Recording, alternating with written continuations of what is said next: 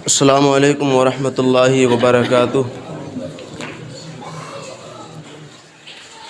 نحمدہ ونصلی علی رسولہ الکریم، اما بعد فاعوذ باللہ من الشیطان الرجیم، بسم اللہ الرحمن الرحیم۔ فلا تخافوہم وخافونی ان کنتم مؤمنین، صدق اللہ العلی العظیم وصدق رسولہ النبی الامین المتین الکریم، ونحن علی ذلک لمن الشاہدین والشاکرین والحمد للہ رب العالمین۔ برادران اسلام، تمام حضرات مل کر درود پاک پڑھ لیں۔ اللہم صلی علی سیدنا شفیعنا نبینا مولانا محمد مبارک وسلم، صلو علیہ الصلاۃ والسلام علیک یا رسول اللہ یا نبی اللہ، صلی اللہ تعالی علیہ وآلہ وبارک وسلم۔ حضرات، قرآن پاک میں اللہ فرماتا ہے کہ اگر تم مومن ہو تو لوگوں سے نہیں بلکہ مجھ سے ڈرو۔ اللہ فرماتا ہے یعنی اللہ سے ڈرو۔ اور اس جگہ اللہ نے فرمایا منہا خلقناکم وفیہا نعیدکم ومنہا نخرجکم تارۃ اخری، کہ ہم نے انسان کو اسی مٹی سے جو ہے پیدا کیا اور اسی مٹی میں پہنچا رہے ہیں، اور اسی مٹی سے ہم اس کو اٹھائیں گے انسان کے لیے۔ حضرات محترم، تو پروردگار عالم رب کریم جو قرآن پاک میں ہمارے لیے بار بار جگہ جگہ ہم کو آگاہ کر رہا ہے، بلا رہا ہے اپنی طرف، یاد دلا رہا ہے کہ آخر تم کہاں سے بنائے گئے اور جانا کہاں پر ہے، پھر اٹھائے بھی جاؤ گے تم۔ انسان دنیا میں اس طریقے سے مگن ہے کہ جیسے کہ یہاں پر ہمیشہ ہم کو رہنا ہے، کہ جب قبر میں میت کو رکھا جاتا ہے تو اس وقت اس کے اعمال بھی اس سے سوال کرتے ہیں۔ اللہ تعالیٰ اس کے اعمال کے لیے قوت گویائی عطا فرماتا ہے، اور انسان کے ساتھ میں جانے والے وہ اعمال ہی تو ہیں جو ساتھ میں جاتے ہیں، ورنہ بڑے بڑے عزیز و اقارب، بڑے بڑے چاہنے والے، بڑے بڑے محبت کرنے والے، بڑے بڑے دنیا میں ساتھ دینے والے، جو دنیا میں یہ کہتے تھے کہ اے دوست، اے یار، ہم تیرا ساتھ نہیں چھوڑیں گے، اگر کسی سے لڑنا ہو، کسی سے جھگڑنا ہو تو ہم تیرا ساتھ نہیں چھوڑنے والے، تیرا ہمیشہ ساتھ دیں گے۔ لیکن موت ایک ایسی چیز ہے جو دوست کو جدا کر دیتی ہے، باپ کو بیٹے سے الگ کر دیتی ہے، بیٹی کو ماں سے الگ کر دیتی ہے، رشتہ دار کو رشتہ دار سے ناتا توڑ دیتی ہے، امام کو مقتدی سے ناتا ٹوٹ جاتا ہے، تمام شاگرد کا استاد سے ناتا ٹوٹ جاتا ہے۔ ایک موت ایک ایسی چیز ہے کہ انسان کو جدا کر دیتی ہے، انسان کو الگ کر دیتی ہے۔ کتنا بھی کوئی ہم پر جان نچھاور کرنے والا ہو، کتنا بھی کوئی ہم پر جان چھڑکنے والا ہو، لیکن جب موت آتی ہے تو وہ بھی اس کا ساتھ چھوڑ دیتا ہے۔ اللہ اکبر۔ حضرات محترم، تو قبر میں جب میت کو رکھا جاتا ہے اگر وہ گنہگار ہوتی ہے، اور پھر اس کو جو عذاب دیا جاتا ہے میت کے لیے، مردے کے لیے جو عذاب ہوتا ہے، تو اس کے جو پڑوسی مردے جو ہوتے ہیں، دوسری قبروں والے مردے ہوتے ہیں، وہ اس پر افسوس کرتے ہیں اور کہتے ہیں کہ انسان، تجھ پر افسوس ہے کہ تو نے ہمارے آنے کے بعد کوئی عبرت حاصل نہیں کی، کیونکہ ہم تجھ سے پہلے آئے یہاں پر، اور تو نے اے انسان ہمارے لیے قبرستان تک آتا دیکھا، اور تو نے ہی ہمارے لیے اپنے کندھوں پہ اٹھا کر کے قبر تک پہنچایا، قبرستان تک پہنچایا۔ لیکن افسوس ہے تجھ پر، لیکن پھر بھی تجھے جو اللہ نے اتنی مہلت دی دنیا میں نیک اعمال کرنے کی، تو نے آخر اللہ کے لیے نیک اعمال کیوں نہیں کیے؟ اپنی آخرت کی عاقبت کے لیے تیاری تو نے کیوں نہیں کی؟ اتنی تجھے مہلت دی گئی تو کبھی یہ نہیں سوچ سکتا انسان کہ یہ جا رہے ہیں تو ان کے پیچھے ہم کو بھی جانا ہے؟ کہ یہ قبریں، یہ قبرستان یہ گواہی نہیں دے رہے ہیں؟ یہ جو ہے مردے دنیا سے جانا انسان کا یہ گواہی نہیں دے رہے ہیں کہ ان کے بعد ہم کو بھی جانا ہے؟ انسان مردے کے لیے کندھے پر رکھتا ہے اور کاندھا لگاتا ہے، پھر بھی نہیں سوچتا کہ ایک دن ایسا بھی ہوگا کہ ہم کو بھی لوگ کاندھا لگائیں گے، لوگ ہم کو بھی لے جائیں گے، اسی قبرستان میں چھوڑ کر کے آئیں گے جس سے کہ ہم یعنی کتنوں کو، ہزاروں کو سپرد کر کے اپنے کندھوں پر آ چکے ہیں۔ اللہ اکبر۔ حضرات محترم، تو وہ مردے پڑوسی جو ہے اس پر افسوس کرتے ہیں کہ تجھ کو آخرت کی تیاری کرنے کا موقع دیا گیا لیکن تو نے تیاری نہیں کی۔ اللہ اکبر۔ حضرات محترم، کتنا انسان کو موقع دیا گیا لیکن پھر بھی انسان نے آخرت کی تیاری نہیں کی، اور پھر اعمال کو اللہ تعالیٰ قوت گویائی عطا فرمائے گا۔ وہ اعمال بولیں گے اور کہیں گے انسان آج تیرا ساتھ دینے والا کوئی نہیں ہے، جو تو نے کیا ہے وہ تیرے اعمال تیرے ساتھ میں جائیں گے، تیرے ساتھ میں ہے، اور وہی اس کا جواب دیں گے۔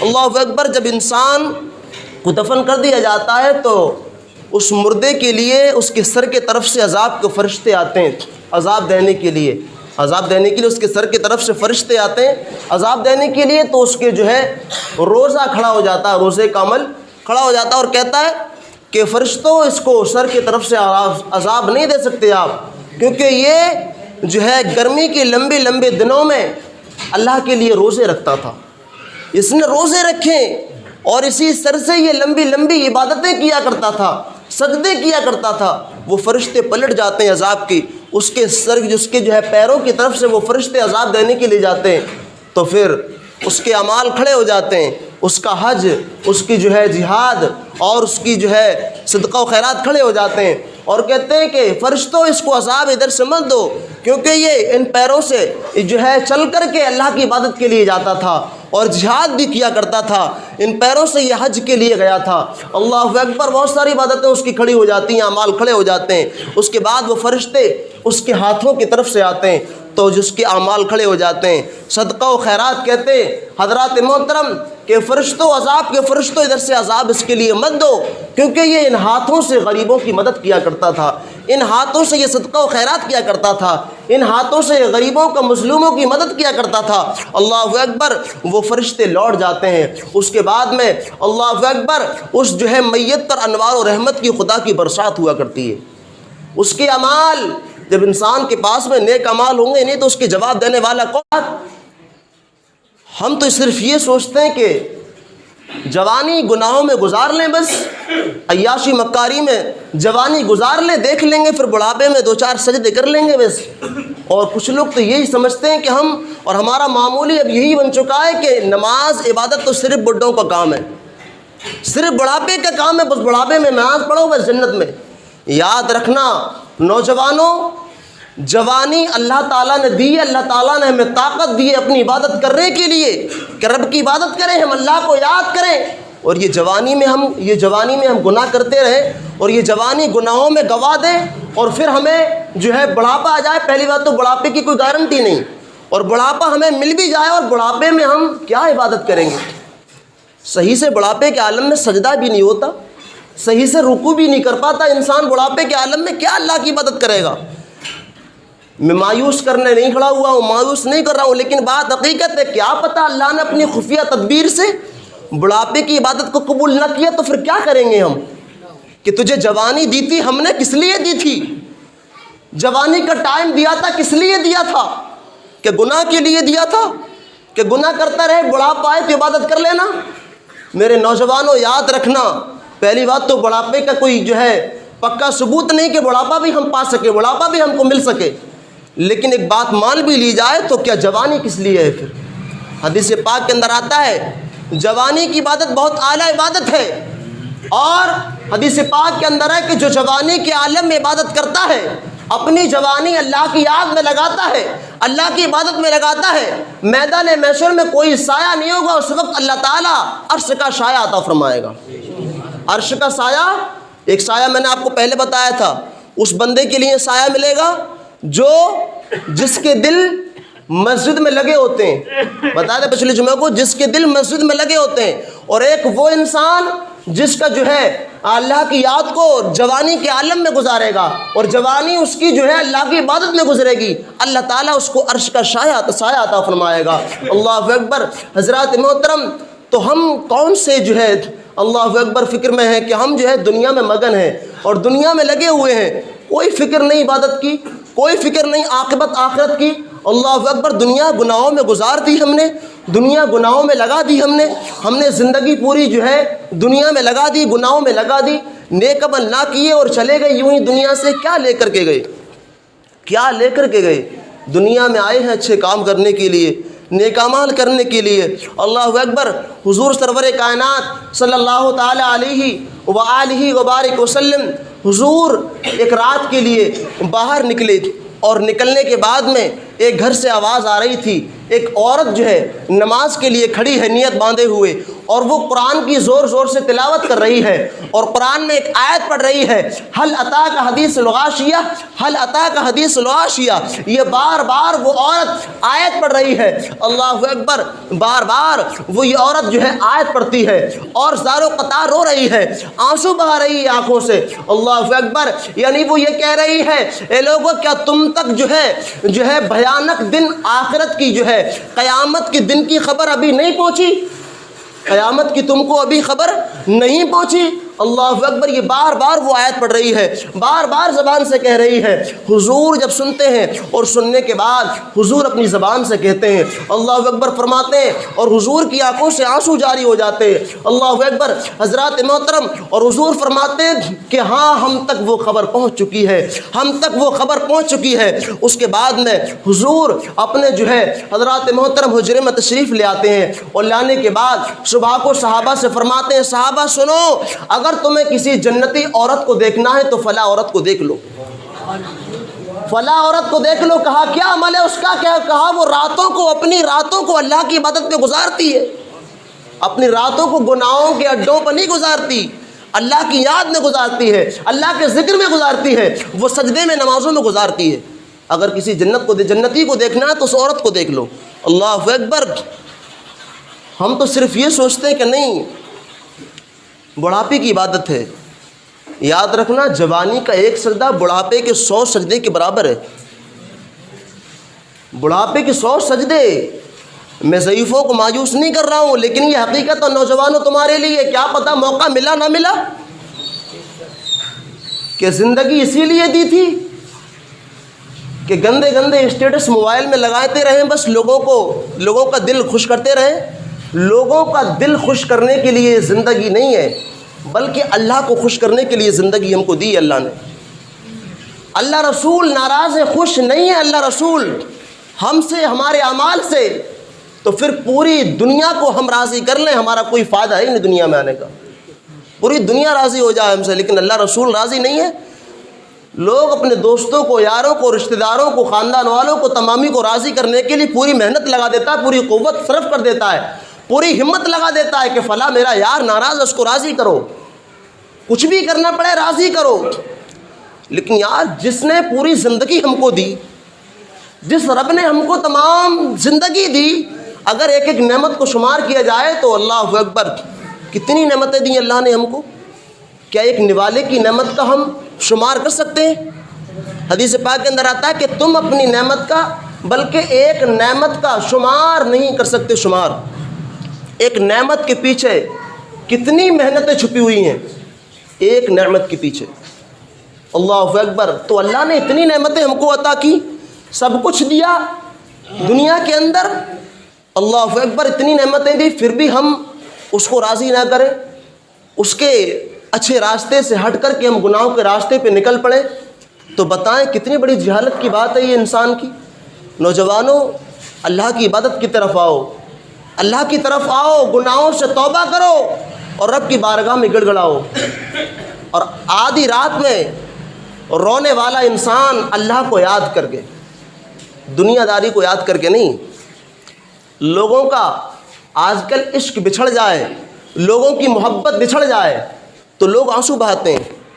موبائلوں کے اندر یا ٹی وی کے اندر یا فلموں کے اندر، ناٹکوں کے اندر کوئی ایسا سیریل دیکھیں، ایسا کوئی جو ہے کلپ دیکھیں جس سے کہ لوگ رونا آتا ہے لوگوں کو، لوگ اس کو دیکھ کر کے تو آنسو بہاتے ہیں، لیکن کبھی اللہ کو یاد کر کے، حضور کو یاد کر کے آنسو نہیں بہاتے۔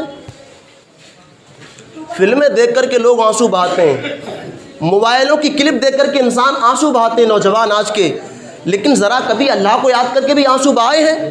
کیا حضور کی محبت میں بھی کبھی آنسو بہائے ہیں؟